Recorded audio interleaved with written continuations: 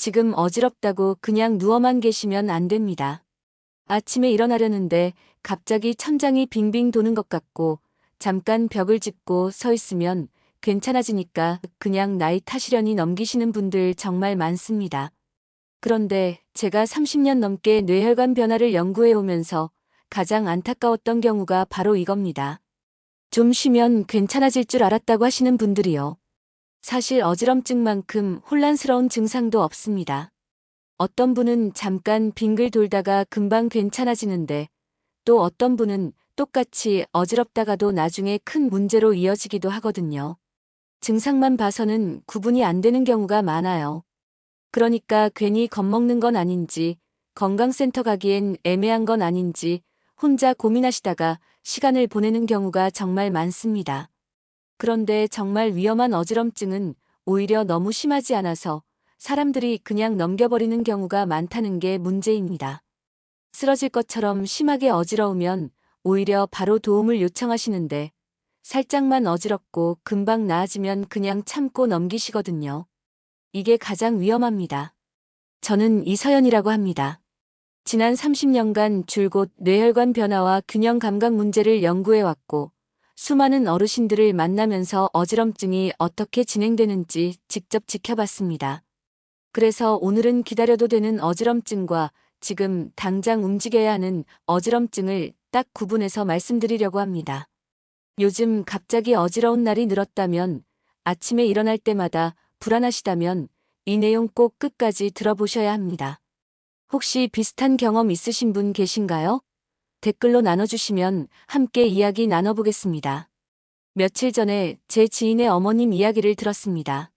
73세 최은숙 님이신데요. 집에서 아침에 일어나는데 순간 핑 도는 느낌이 들었다고 합니다. 잠깐 벽을 짚고 서 있으니 금방 괜찮아져서 나이 들어서 그런가 보다 하고 그냥 넘기셨대요.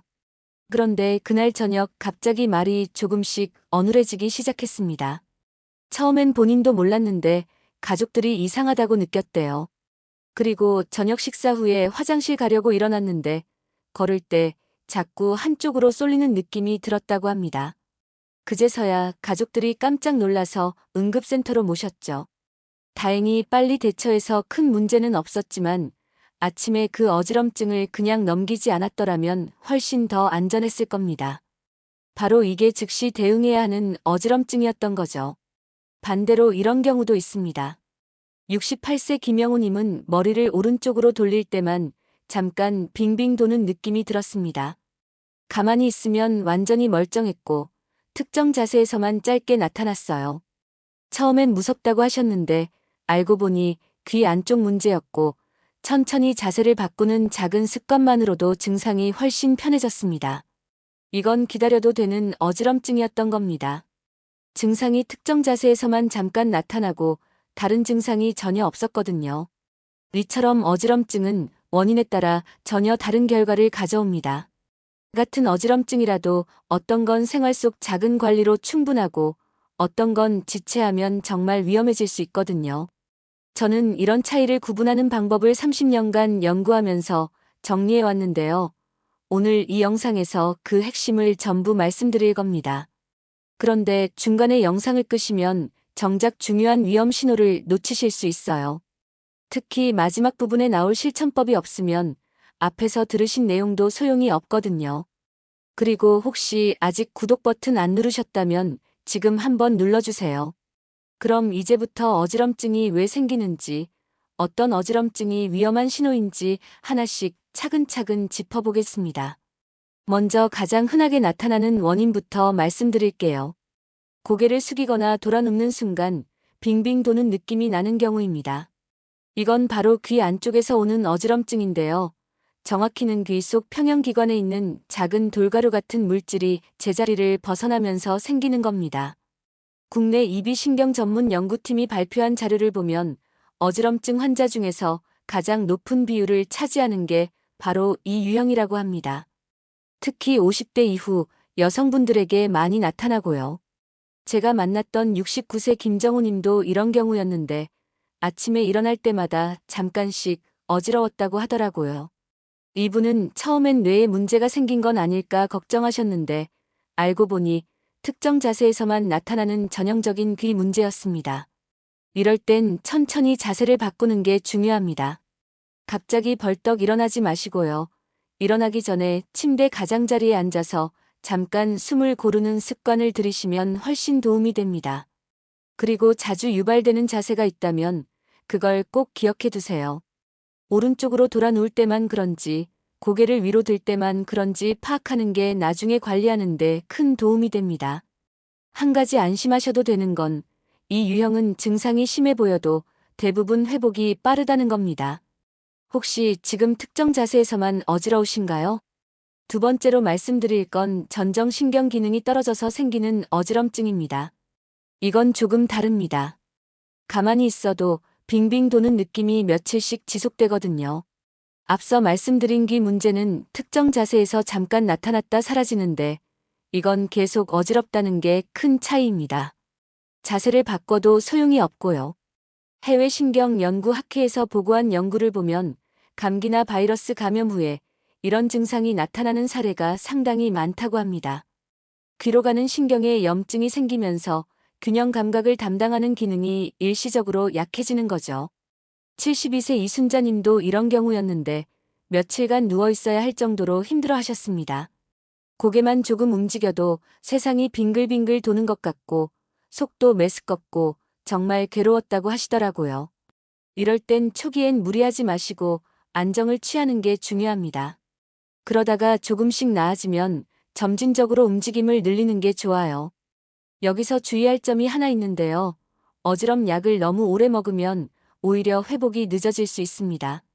약이 증상은 줄여주지만 몸이 스스로 균형을 되찾는 과정을 방해할 수 있거든요. 그래서 약은 초기에만 짧게 쓰고 점차 줄여나가는 게 좋습니다. 혹시 지금 어지럼증이 하루 이상 계속되고 있나요? 세 번째는 기립성 어지럼증입니다.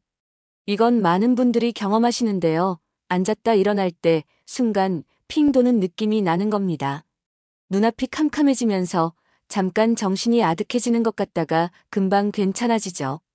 국내 노인건강 연구 자료를 보면 고령층과 당뇨병이 있으신 분들에게서 이런 증상이 훨씬 자주 나타난다고 합니다.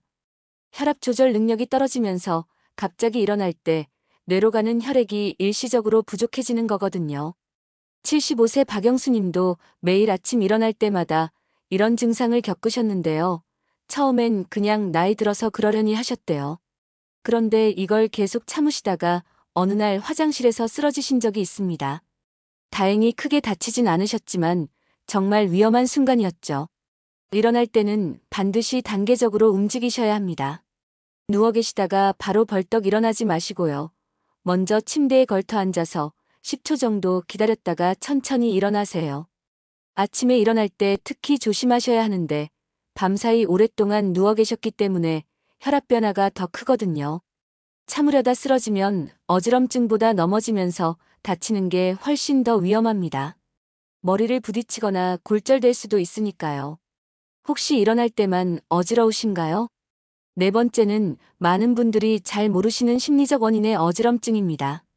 건강센터에 가서 이것저것 검사를 해봐도 특별한 이상이 안 나오는데 계속 어지럽다고 하시는 분들이 계세요.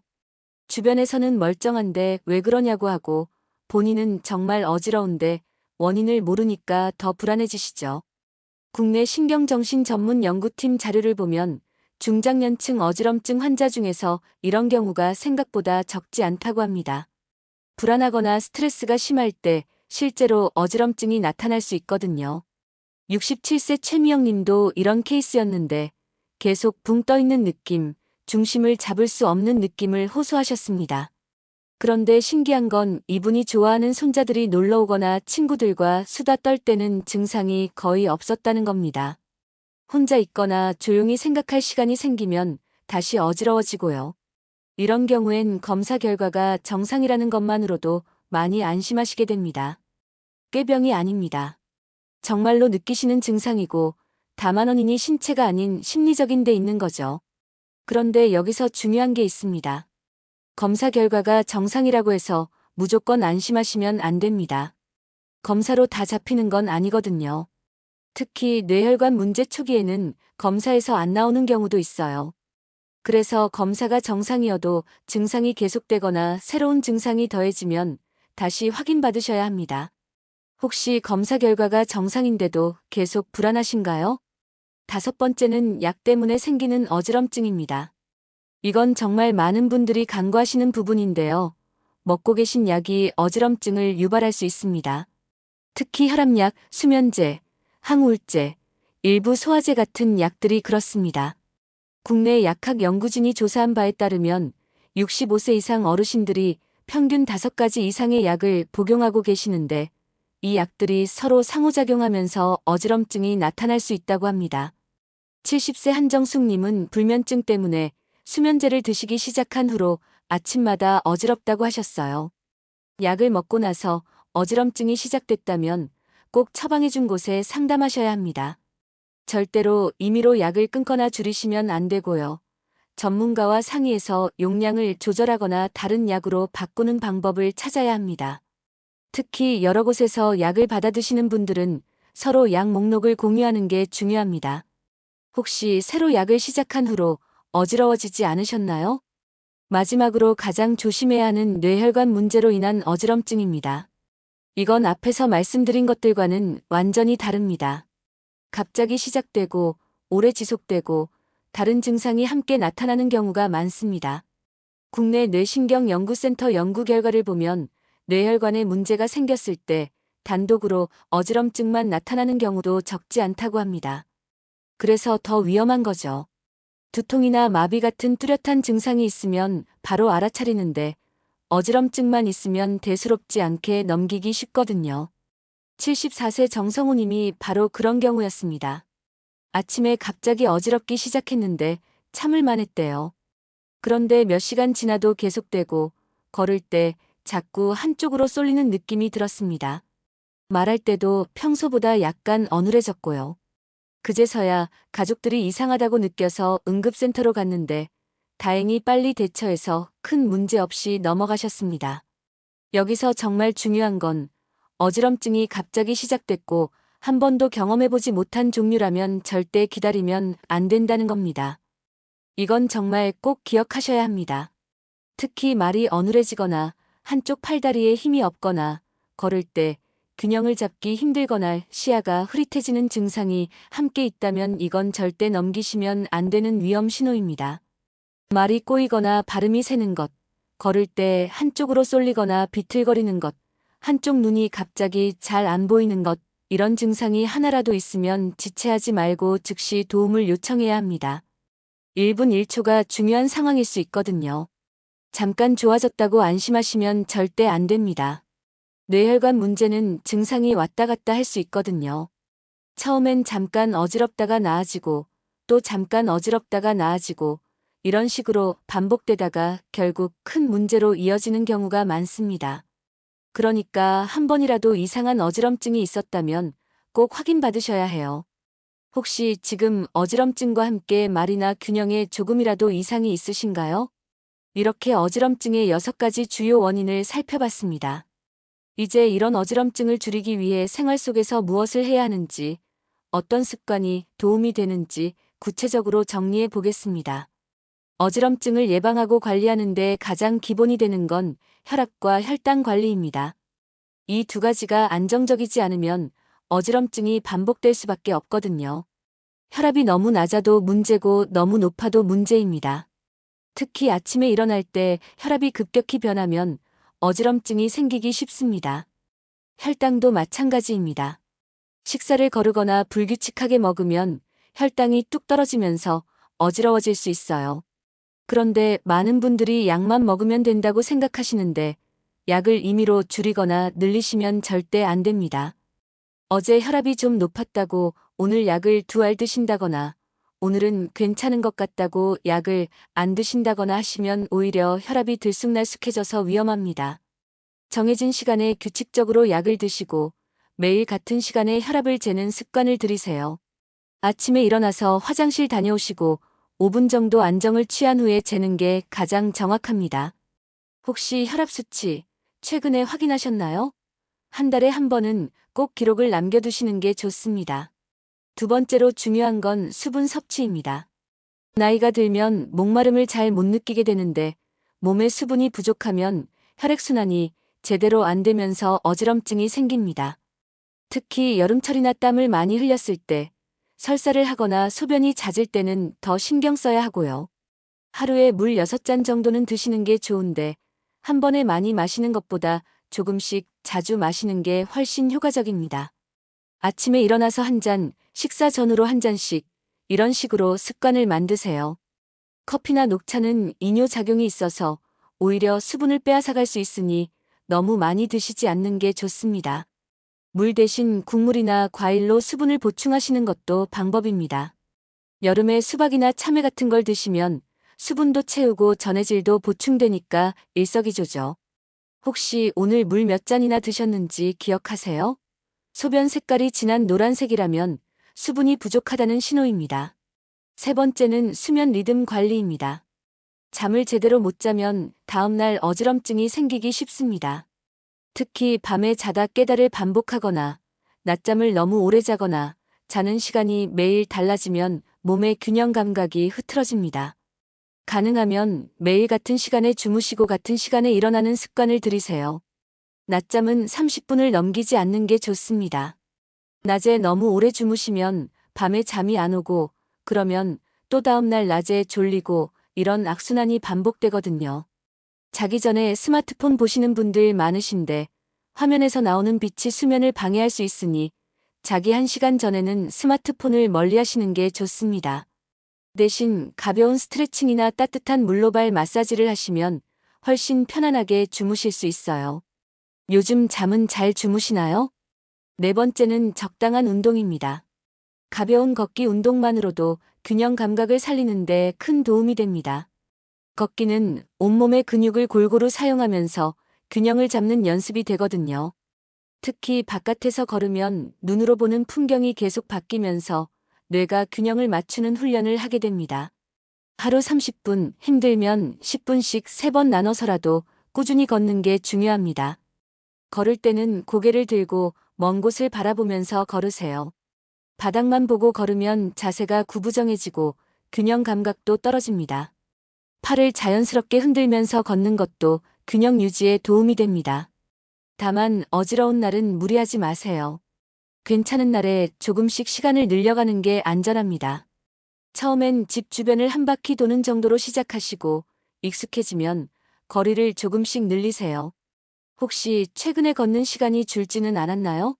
날씨가 추워지면서 집에만 계시는 분들이 많은데 실내에서라도 제자리 걸음을 하시는 게 좋습니다. 다섯 번째는 귀 건강 관리입니다. 앞에서 말씀드렸듯이 어지럼증의 상당수가 귀 문제에서 시작됩니다. 귀에 염증이 생기거나 귀 속 압력이 변하거나 이석이 떨어져 나오면 어지럼증이 생기거든요. 감기나 중이염을 제대로 치료하지 않고 방치하면 나중에 어지럼증으로 이어질 수 있습니다. 귀를 너무 자주 후비는 것도 좋지 않습니다. 귀지는 어느 정도 귀를 보호하는 역할을 하기 때문에 다 파낼 필요가 없어요. 면봉으로 귀 안쪽을 깊이 파면 오히려 귀지를 더 안쪽으로 밀어넣거나 고막을 다칠 수 있습니다. 귀가 먹먹하거나 이상하다 싶으면 혼자 해결하려 하지 마시고 전문가에게 보이는 게 안전합니다. 비행기 타실 때나 높은 산에 올라가실 때 귀가 먹먹해지는 분들 계시죠? 이럴 땐 침을 삼키거나 하품을 하거나 껌을 씹으면 귀 안쪽 압력이 조절됩니다. 감기 걸렸을 때는 가급적 비행기를 피하시는 게 좋고요. 혹시 요즘 귀가 먹먹하거나 이명이 들리진 않으세요? 여섯 번째는 스트레스 관리입니다. 심리적인 긴장이 어지럼증을 유발하거나 악화시킬 수 있다는 걸 많은 분들이 모르세요. 걱정이 많거나 불안하면 근육이 긴장하고 호흡이 얕아지고 혈압이 오르면서 어지러워질 수 있습니다. 명상이나 심호흡 같은 이완 기법을 배우시는 것도 좋습니다. 하루에 5분만이라도 조용히 앉아서 천천히 숨을 쉬는 시간을 가지세요. 코로 깊이 들이마시고 입으로 천천히 내쉬는 걸 반복하면 몸이 자연스럽게 이완됩니다. 취미 생활도 스트레스 해소에 큰 도움이 됩니다. 좋아하는 일을 할 때는 걱정도 있고 몸도 마음도 편안해지거든요. 친구들과 수다 떨거나 노래 부르거나 그림 그리거나 무엇이든 좋습니다. 혼자 집에만 계시지 마시고 사람들과 어울리는 시간을 자주 가지세요. 혹시 요즘 마음이 답답하거나 잠을 설치진 않으세요? 7번째는 주변 환경을 안전하게 만드는 겁니다.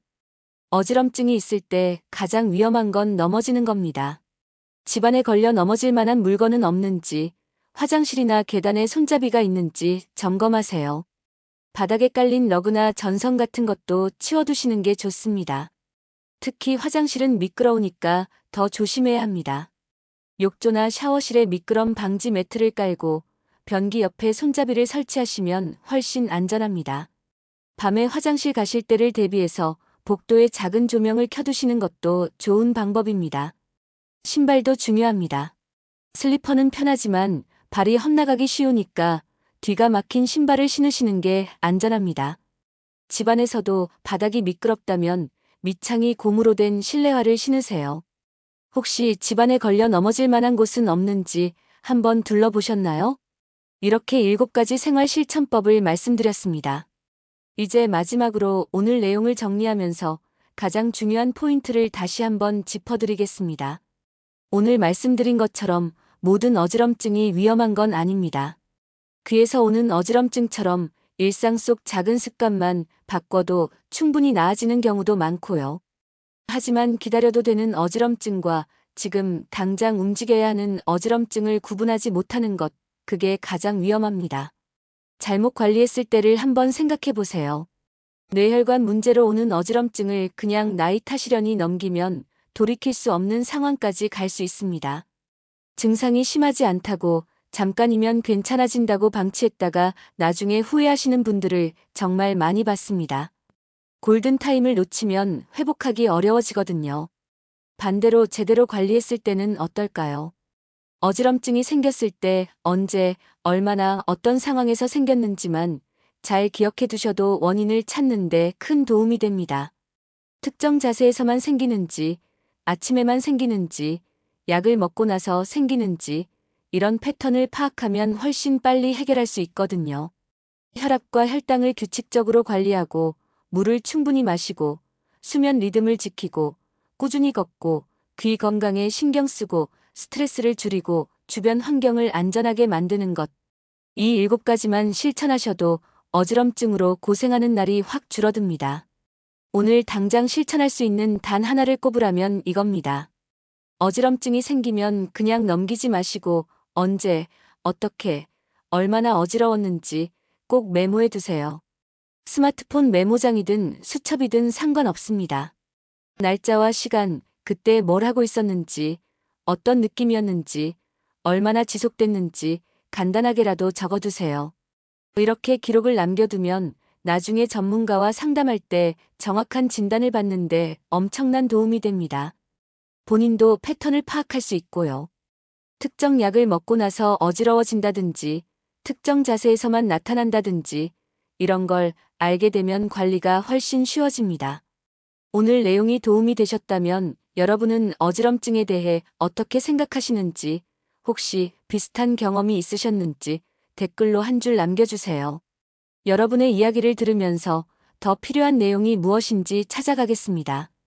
건강하게 오래오래 활기찬 하루 보내시길 바랍니다.